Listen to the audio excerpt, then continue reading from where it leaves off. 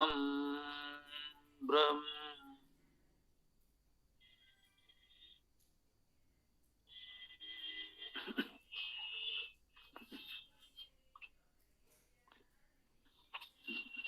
सरल वैदिक संस्कृत व्याकरण कक्षा में आप सबका बहुत बहुत स्वागत है।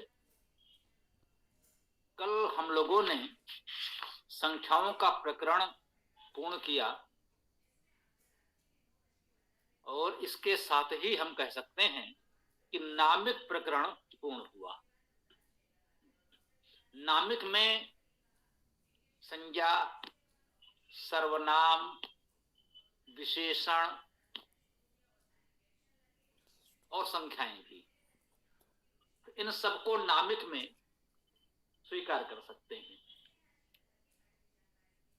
संख्याओं को विशेषण के रूप में भी प्रयोग किया जाता है, सर्वनाम भी माना जाता है। वो अपने आप में स्वतंत्र शब्द हैं, अव्यय हैं, जैसे भी हैं। नामिक के अंतर्गत यदि उसमें कोई विभक्ति लगती है तो नामिक के अनुसार लगती है।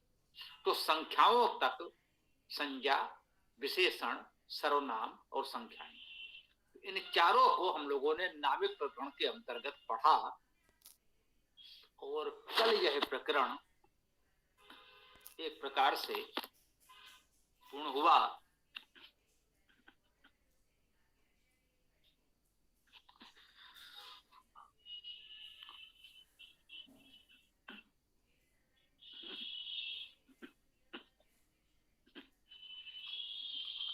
और आज से हम लोग आख्यातिक अर्थात क्रिया प्रकरण पर चर्चा कर सकते हैं।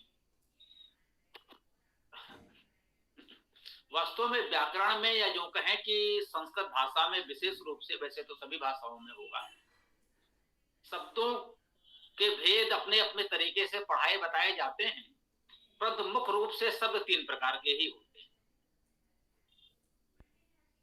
एक तो नामिक, जिसमें कारक विभक्तियां लगती हैं। दूसरे आख्यातिक, जिसमें क्रिया विभक्ति लगती है। तीसरे अव्यय जैसे शब्द जिनमें कोई विभक्ति नहीं लगती है। ये सभी भाषाओं के लिए सत्य है। संस्कृत व्याकरण में इसको स्पष्ट रूप से बताया जाता है। विवेक से देखेंगे तो यह बात सभी भाषाओं के लिए सत्य है। यही मूल व्याकरण का सिद्धांत है जो हमने अपने इस व्याकरण प्रणाली में अपनाया है, कि मूल व्याकरण सभी भाषाओं में होता है और उनके लक्षण, परिभाषा, पहचान यदि हम सीख लें तो एक भाषा में जो कुछ सीखा है वो दूसरे भाषा की व्याकरण पढ़ते समय भी उपयोग में आएगा, वहां भी उपयोगी होगा, लाभदायक होगा। तो नामिक प्रकरण को पूर्ण करने के पश्चात हम लोग आख्यातिक अर्थात क्रिया प्रकरण पर चर्चा कर सकते हैं।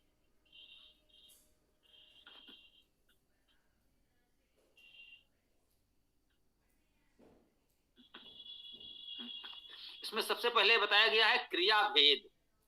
क्रिया के भेद कितने हो सकते हैं? देखिए, क्रिया तो क्रिया है जिस शब्द से या पद से कुछ करना या होना सूचित हो,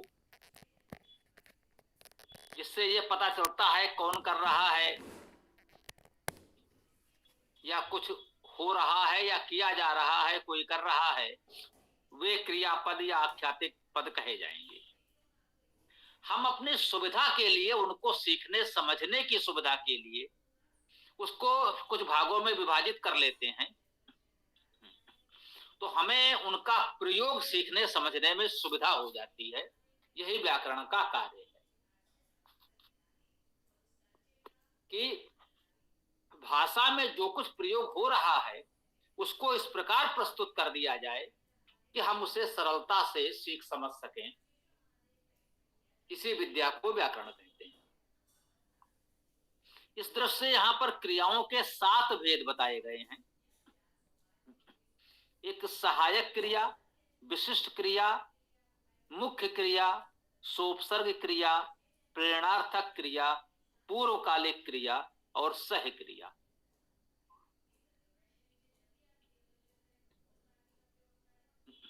क्रिया का एक ही लक्षण परिभाषा है कि जो धातुएं हैं उनमें क्रिया विभक्ति जुड़ जाएगी तो वो क्रियापद बन जाएगा।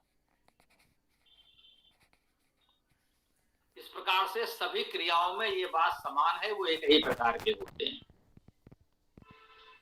धातु में क्रिया विभक्ति या लकार विभक्ति लगने से वे क्रिया बन जाते हैं।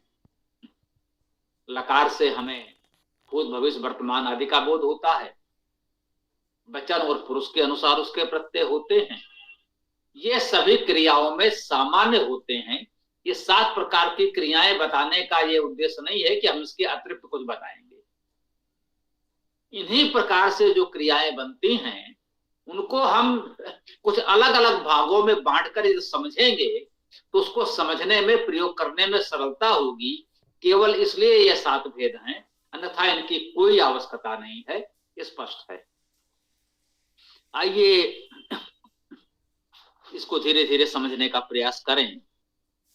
पहला है सहायक क्रिया। परिचय में कहा गया है, इससे किसी व्यक्ति, वस्तु, स्थान आदि के होने, अस्तित्व अथवा स्थिति की सूचना मात्र मिलती है। केवल इतना पता चलता है कि हाँ ये भी है, इसके अतिरिक्त वो कुछ और नहीं करता है, बस है, उसका अस्तित्व है। ये होना ही इसमें क्रिया है, और होना भी क्रिया है, ये भी हम जानते हैं।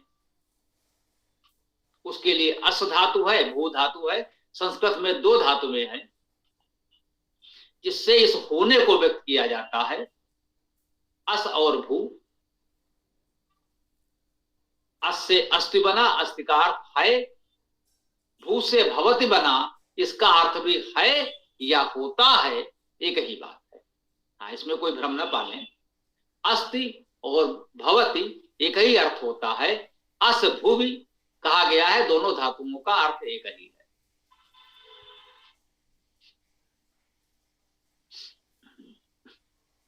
तो कह सकते हैं सहायक क्रिया में बस ये अस और भू, इन्हीं 2 धातुओं का प्रयोग होता है। ऐसा भी कह सकते हैं जो संस्कृत में इतनी हजारों धातुएं हैं, सहस्रों धातुएं हैं, उनमें से ये 2 धातुएं सहायक क्रिया के रूप में प्रयोग हो रही हैं। हम सहायक क्रिया के रूप में ना भी बताते तो भी अस और भू धातुओं का प्रयोग हम सीख लेते तो उसका प्रयोग कर सकते थे। तो ये सहायक क्रिया कहने का भाव यही है कि जहां सत्ता मात्र सूचने, जिसे संस्कृत की परंपरागत भाषा में यदि कहें तो सहायक क्रिया क्या है, सत्ता मात्र सूचने, जहां उसके होने मात्र का सूचना प्राप्त हो कि वो है। इसके लिए अस और भू धातुएं हैं, हमने बताया। संस्कृत वाक्यों में अस्ति, भवति, आसीत, स्म, भविष्यति आदि सहायक क्रियाओं का प्रयोग करते हैं। तो अस और भू धातु के जो भी रूप बन रहे हैं उसी को सहायक क्रिया कह दिया गया है, ऐसा समझ ले।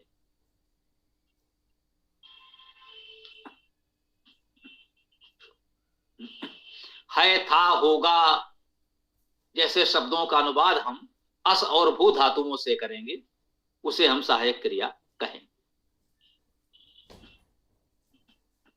इसके पश्चात बताया गया है विशिष्ट क्रिया। इसको समझने के लिए परिचय में कहा गया है, क्रियाएं मूलतः 2 प्रकार की होती हैं, करना या होना। या तो किसी क्रिया को हम करेंगे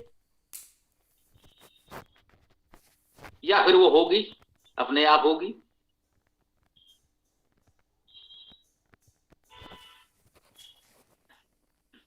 छात्र पढ़ता है, मैं बोलता हूं, आप लिखते हैं।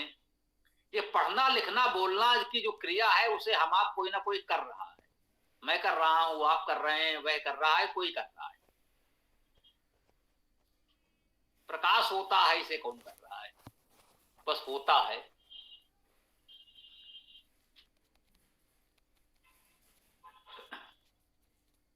है ना? उसमें में सुगंध है, उसमें सुगंध है तो है, उसमें करना का भाव नहीं है, केवल होना, अस्तित्व मात्र कह लीजिए। या कह सकते हैं सूर्योदय होता है, प्रभात होता है, रात्रि होती है। तो करना या होना का भाव जब करने वाला हो कि वह व्यक्ति करेगा तभी वह क्रिया होगी, अन्यथा नहीं होगी। तो वो करना हो गया। और यदि किसी करने वाले की आवश्यकता न हो, प्रकाश होता है तो होता है, कोई करने आए या ना आए, यूं कहे दिन होता है रात्रि होती है, तो उसे होना कह सकते हैं। तो क्रियाएं मुख्यतः दो प्रकार की होती हैं, करना तथा होना। कोई भी क्रिया या तो होती है अथवा उसे किया जाता है। अतः सभी क्रियाओं को करना या होना के रूप में व्यक्त कर सकते हैं। इस प्रकार की वाक्य रचना में व्याकरण के दृष्टि से प्रयोग में सरलता भी होती है। इसी को विशिष्ट क्रिया कहा जा रहा है। जैसे हमने कहा भाई वह पढ़ता है, हमने कहा वह पढ़ाई करता है, दोनों का अर्थ एक ही है। वह लिख रहा है, वह लेखन कार्य कर रहा है। वह बोल रहा है, वह भाषण कर रहा है, बात एक ही है, कहने का तरीका अलग हो गया। तो सहायक क्रिया में हमने दो धातुओं की चर्चा की, अस और भू। विशिष्ट क्रिया में क्रिय धातु करना के अर्थ में यदि ले लें, करना और होना दो प्रकार से, जो होना है केवल होता है, किसी की आवश्यकता नहीं, वो तो सहायक क्रिया से व्यक्त हो गया।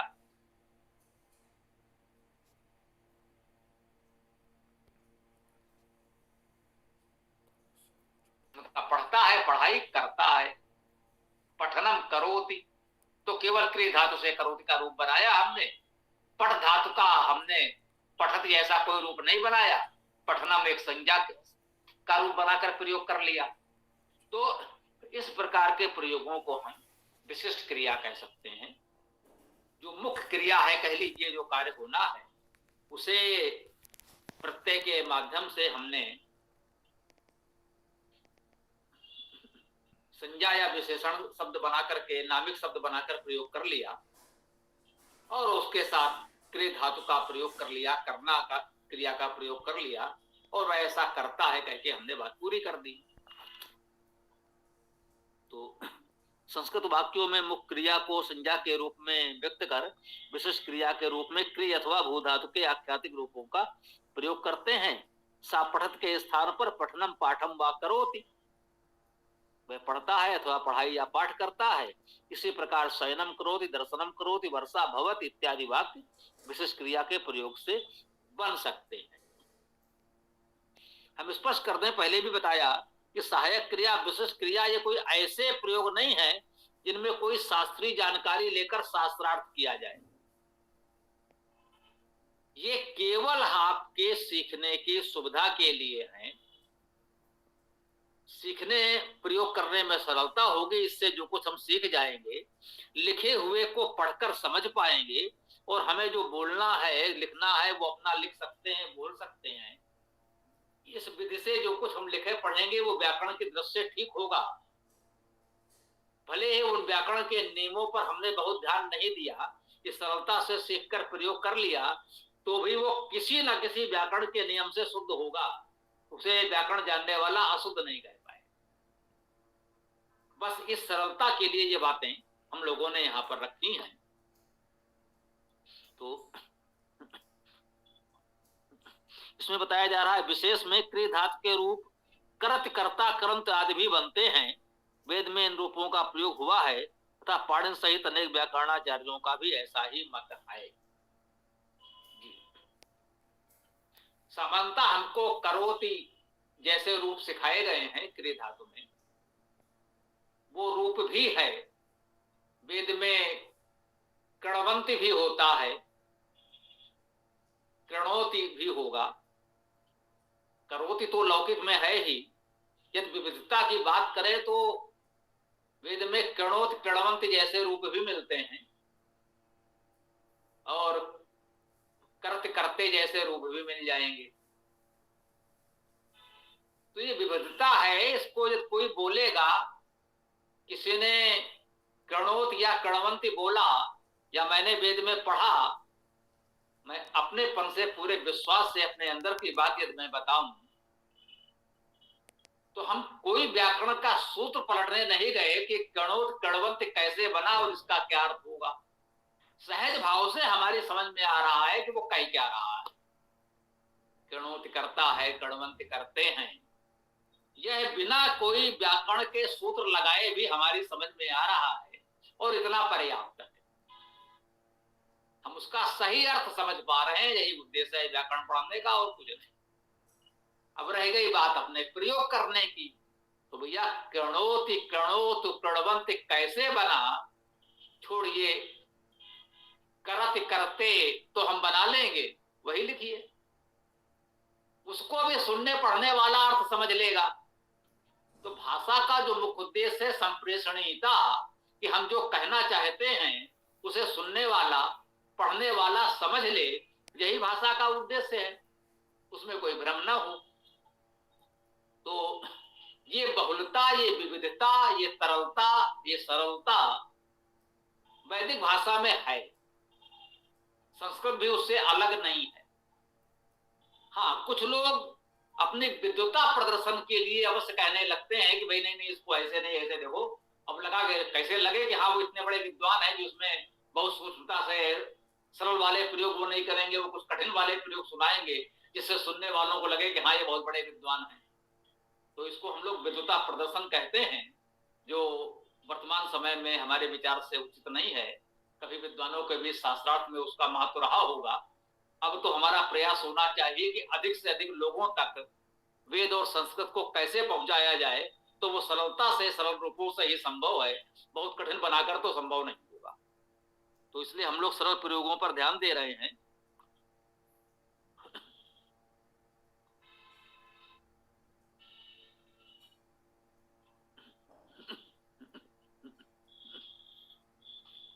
एक विशेष के दूसरे बिंदु में कहा जा रहा है, परंपरागत शब्दावली में कहें तो क्रे धातु भ्वादि गण में पठित है क्षीर तरंगणी 1,639, पुरस्कार पाल कीर्त हेमचंद्र तथा दशपादी उड़ादि वृत्तिकार आदि इससे सहमत है। अब ये यहाँ जो हमने लिख दिया और आपके समझ शायद पढ़ भी दिया, जिनके पास पुस्तक है उनको दिखेगी, मुझे नहीं लगता इसकी कोई उपयोगिता है। इसको यहाँ न लिखने की आवश्यकता है, ना आपको पढ़ने की आवश्यकता है। ये क्यों लिख दिया है? ये तो कोई प्रगल्भ विद्वान, उस तरह का विद्वान सोचे कि भाई आपने ऐसा कैसे बता दिया कि भाई एक कर्त रूप कैसे बन जाएगा, तो ये उनकी जानकारी के लिए है कि शास्त्रीय शब्दावली में या परंपरागत शब्दावली में क्रि धातु भ्वादिगण में भी है। अर्थात भ्वादिगण का अर्थ होगा कि भू आदि धातुओं के रूप जैसे बनते हैं, भवति भवता भवंती, वैसे क्रि धातु के रूप भी कर्त कर्ता करंत बनेंगे। यदि भू धातु में क्रि धातु है, भ्वादिगण में क्रि धातु है, तो उसके रूप कर्त कर्ता करंत बनेंगे ही बनेंगे। अब यदि वो भू धातु में नहीं है, उनका किसी दूसरे गण में है, उस गण का विकर्ण प्रत्यय ऐसा है, तो उस रूप में वैसा बनेगा। तो यहां पर हम देख रहे हैं क्रे धातु भ्वादि गण में है, इसके हमारे पास पर्याप्त उल्लेख या कथित प्रमाण उपलब्ध हैं। केवल इस सूचना के लिए लिख दिया है और व्यवहारिक दृष्टि से हम स्वीकार करते हैं, इसका हमारे आपके लिए कोई उपयोग नहीं है, केवल दूसरों को प्रमाण दिखाने के लिए है और कुछ नहीं है। ये पाणिनि अष्टाध्यायी सूत्र तनादि क्रीं भया ऊह। अब देखिए, पाणिनि का सूत्र है, ये हमारे आपके पठन पाठन का विषय ही नहीं है, फिर भी उसी प्रमाण के उद्देश्य से केवल दिया जा रहा है। अष्टाध्यायी का सूत्र है तनादि क्रीं भा ऊ 3:1:79 में तनादि गण से पृथक क्रि धातु का उल्लेख किया है। इससे भी स्पष्ट है कि क्रि धातु का पाठ तनादि गण में नहीं है। उल्लेखनीय है कि करोति आदि रूप तनादि गण के अनुसार बनते हैं। सामान्यतः क्रि धातु को तनादि गण में पढ़ा जाने लगा या कहा जाने लगा कि क्रि धातु के रूप तनादि गण के अनुसार बनने चाहिए। तनादि गण का अर्थ हुआ तन आदि धातु में जिस गण या समूह में है वो तनादि गण, भू आदि धातु में जिस गण या समूह में है वो भ्वादि गण। तो ये गण अर्थात समूह कुछ बना लिए गए धातुओं के, जिनके रूप एक समान चलते हैं, उनमें अंतर न हो। तो भू आदि धातुओं के रूप भवति भवता भवंति के अनुसार चलेंगे। तनादि गण है, उन धातुओं के रूप तनोति जैसे बनेंगे। तो जैसे वहां तन धातु से तनोति बना, तो उनका वही क्रि धातु का रूप करोति बनना चाहिए। यदि क्रि धातु तनादि गण में है तो अब पाणिनि जब स्वयं कह रहे हैं तनादि क्रिभ्या ऊ, अर्थात तनादि गण में और क्रि धातु में ऊ होता है। यदि क्रि धातु तनादि गण में होती तो अलग से क्री क्यों लिखते? तो तनादिव्याऊ लिख देते तो क्री उसमें अपने आप आ जाता। इसका अर्थ हुआ कि पाणिनि तो ये मान रहे हैं कि तनादगण में क्री है ही नहीं, और क्री भादिगण में है, ये हमने आपको पहले बताया। तो इस प्रकार से क्री धातु के अर्थ कृत्य कर्ता करंति बनेंगे और चलेंगे। वेद में प्रयोग मिलता है, ये और बड़ा प्रमाण है हमारे पास। व्याकरण में भी उल्लेख हो गया और वेद में तो है ही।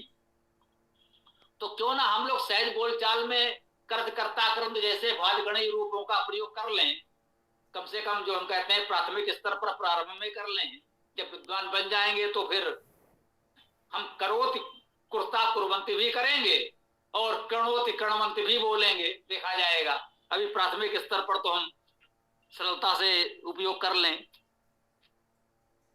ना। ये विशेष के चौथे बिंदु में कहा जा रहा है क्रि धातु का पाठ मूलतः भादिगण में ही था। करोत याद रूप भी लोक व्यवहार में प्रचलन में आ जाने के कारण उसे तनादिगण में रखा जाने लगा। पहले वह भादिगण में ही था, फिर उसके रूप इस तरह के भी प्रचलित हो गए तो तनादिगण में भी उसे माना जाने लगा, दोनों में माना जाने लगा। फिर तनादिगण को प्रमुखता मिलने लगी तो भादिगण के रूप एक तरह से विस्मृत होते चले गए, उसका उपयोग कम हुआ। तो ये एक इतिहास क्रम कह सकते हैं।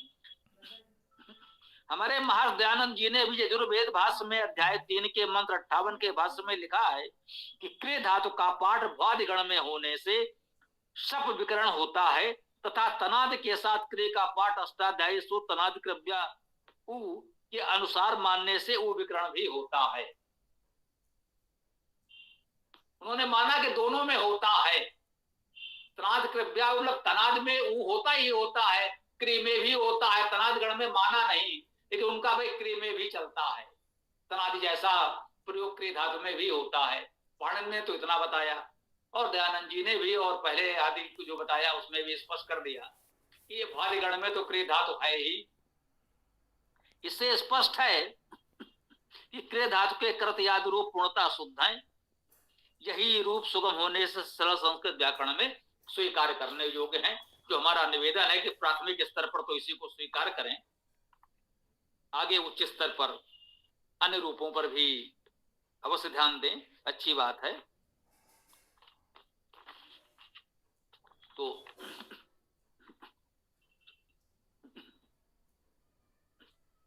हम लोगों ने आज सहायक क्रिया और विशिष्ट क्रिया की चर्चा तो कर ली, और समय का संकेत तो यही है कि अब इस व्याकरण की चर्चा को हम लोग विराम दें। शेष मुख्य क्रिया, सोपसर्ग क्रिया, परिणार्थक क्रिया, पूर्वकालिक क्रिया, सह क्रिया की चर्चा हम लोग कल प्रयास करेंगे, जितना हो सकेगा करेंगे। तो अब वेदाष्टक का पाठ कर सकते हैं और फिर हम लोग मंत्र चर्चा करेंगे। हाँ, कुछ पूछना चाहें तो कह सकते हैं, प्रश्न कर सकते हैं, कोई बात नहीं, बोलिए। आचार्य जी नमस्ते। ये भू भव और अस्थि आपने बताया, तो उसका भी मतलब होता है होना, और भू का भी, भवती का भी होता है होना। तो भवती कब उपयोग में आएगा और अस्थि कब उपयोग में आएगा? मतलब दोनों अलग अलग, एक का भी यूज करके भी काम चला सकते हैं कि दोनों का अलग अलग जगह पे प्रयोग होगा? देखिए, दोनों समानार्थी हैं, पर्यायवाची हैं, अर्थात एक स्थान पर दूसरे का प्रयोग हो सकता है। क्योंकि जिसे अब अर्थ करेंगे तो धातु गण, जब आप धातु पाठ भी पढ़ेंगे तो अस धातु का अर्थ क्या लिखा है? अस भूवि, अर्थात अस धातु का अर्थ भू से है, होने से है। तो दोनों समान है, तो अस के स्थान पर भू या भू के स्थान पर अस का प्रयोग कर सकते हैं। इदम अस्ति इदम भवति, बिल्कुल ठीक है, दोनों ही एक समान प्रयोग होंगे। ओम। ठीक ठीक, धन्यवाद धन्यवाद।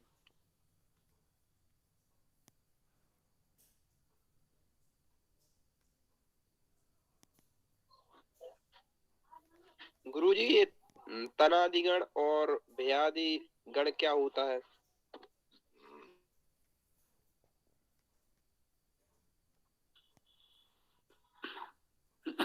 थोड़ा सा संकेत क्या, यूं मान लीजिए कि संस्कृत में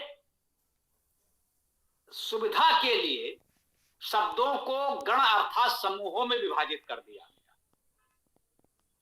जो पंचपाठी व्याकरण परंपरागत रूप से पढ़ाई जाती है, वो पंच पाठ में एक गण पाठ भी होता है।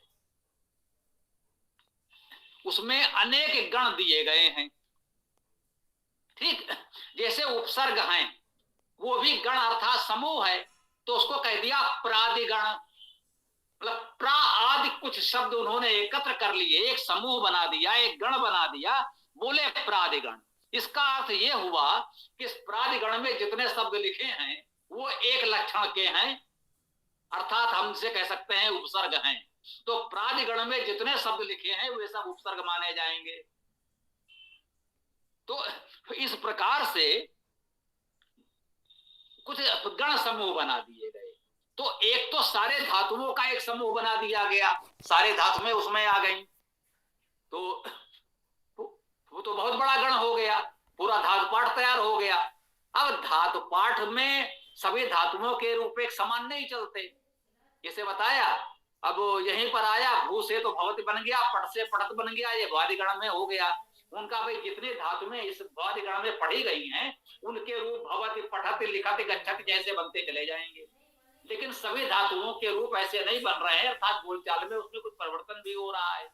उनका तनादिगण, तन भी एक धातु है, तो जो उन्होंने समूह बनाया उसमें जो सबसे पहले धातु रखी, इसका और कोई नियम नहीं, ये भी जानते। एक उन्होंने समूह बनाया, एक उस गण में सबसे पहले धातु उन्होंने भू लिखी, तो उसका नाम हो गया भादिगण, भू आदिगण। दूसरा समूह बनाया, उसमें सबसे पहले तन धातु लिखी, तो उसका नाम रख दिया तनादिगण, तन आदिगण। तन आदि धातु में इसमें आ गई।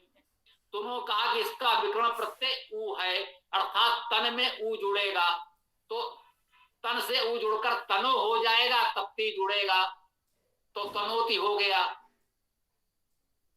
ऐसे जुहोत्यादि गण और आदि अनेक गण हैं, तो ये हम लोग आगे पढ़ेंगे। जो समझे कि सुविधा के लिए संस्कृत व्याकरण में शब्दों को अनेक समूहों में विभाजित कर दिया, उनको गण कहा गया। गण का अर्थ भी समूह ही होता है। ठीक है जी स्वामी जी।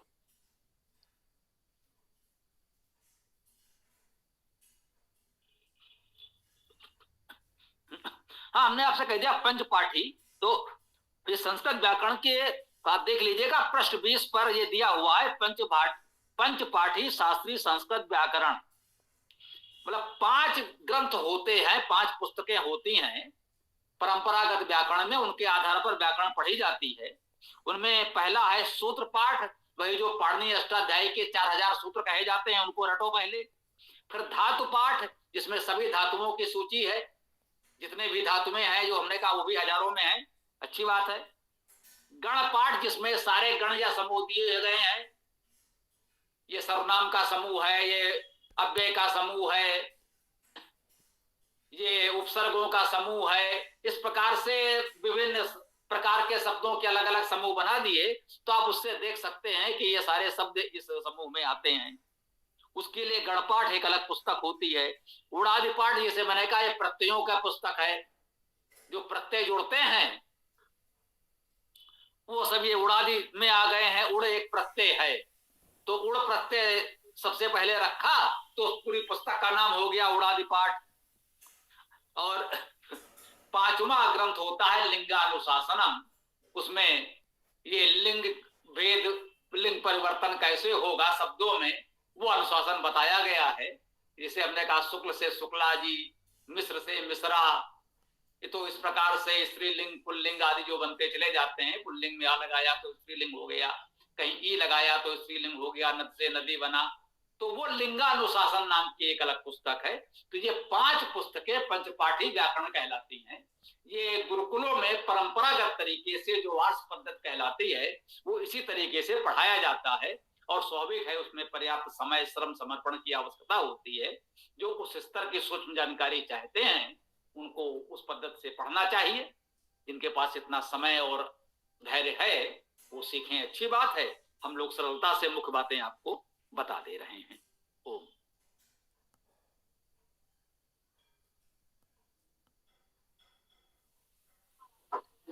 जी स्वामी जी। वेदाष्टक का पाठ प्रारंभ करते हैं। ऋग्वेद प्रथम मंत्र। ओम अग्निम ईडे पुरोहितम यज्ञस्य देवं ऋत्विजं होतारं रत्नदातमं। ओम समानी व आकुति समाना हृदयानि व समानमस्तु मनो यथा वासु सहसति।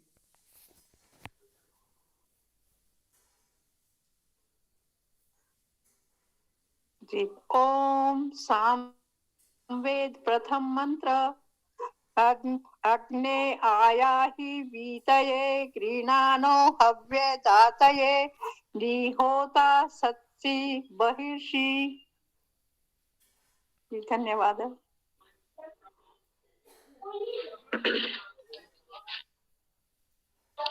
सामवेद अंतिम मंत्र। स्वस्ति नः इंद्रो वृद्धश्रवाः स्वस्ति नः पूषा विश्ववेदाः स्वस्ति नः त्राक्षो अरिष्टनेमि स्वस्ति नो बृहस्पति ददातु। ओम अथर्वेद प्रथम मंत्र। ओम ये त्रिसप्ता पर्यन्ति विश्वारूपाणि बिभ्रता वाचस्पति बलात्तेषां तन्नो अद्य दधातु मे। अथर्ववेद अंतिम मंत्र। ओम अनायं यत् अश्विना कृतं वाम वृषभो दिवो रजसः पृथिव्याः सहस्त्रं शंसा उतये गविष्टौ सर्वान् इति तान् उपयाता पिबध्ये।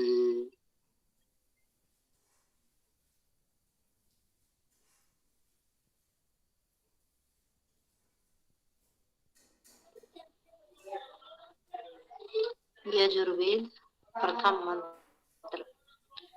ओम ईशे त्वा ऊर्जे त्वा वायवस्थ देवो वा सविता प्रार्पयतु श्रेष्ठतमाय कर्मणे आप्यायतुम् अधन्या इंद्राय भागं प्रजावती अन्मीवा अयक्षमा मा वा इस्तेन ईशत मा अगसंसो दुर्वा अस्मिन् गोपतो स्या